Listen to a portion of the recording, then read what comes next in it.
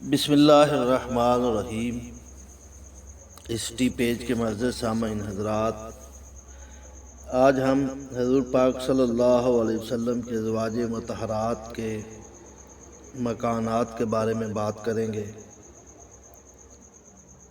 اس سے پہلے ہماری چھوٹی سی ریکویسٹ ہے کہ آپ ہمارے چینل کو سبسکرائب اور ویڈیو کو لائک کر دیں تاکہ اس طرح کی مزید اچھی ویڈیو آپ کو ملتی رہے۔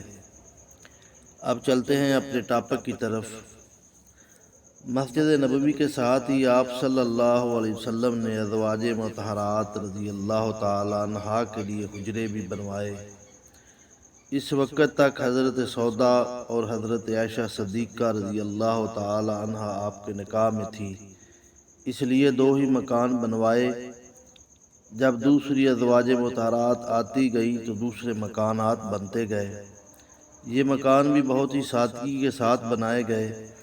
10 ہاتھ لمبے، 6-7 ہاتھ چوڑے، کچی اینٹوں کی دیواریں، کھجوروں کے پتوں کی چھت، وہ بھی اتنی نیچی کہ آدمی کھڑا ہو کر چھت کو چھو لیتا۔ دروازوں میں کواڑ بھی نہ تھے، کمبل یا ٹاٹ کے پردے پڑے رہتے تھے۔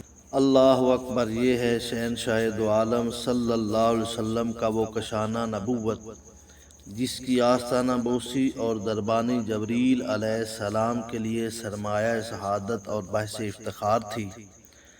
اللہ اللہ! وہ شہنشاہ کونین جس کو خالق کائنات نے اپنا مہمان بنا کر عرش اعظم پر مسند نشین بنایا، جس کے سر پر اپنی محبوبیت کا تاج بنا کر زمین کے خزانوں کی کنجیاں جس کے ہاتھوں میں عطا فرما دی، اور جس کو کائنات عالم میں قسم قسم کے تصرفات کا مختار بنا دیا، جس کی زبان کا ہر فرمان کن کی کنجی، جس کی نگاہ کرم کے ایک اشارہ نے ان لوگوں کو جن کے ہاتھوں میں اونٹنیوں کی مہار رہتی تھی، انہیں اقوام عالم کی قسمت کی لگام عطا فرما دی۔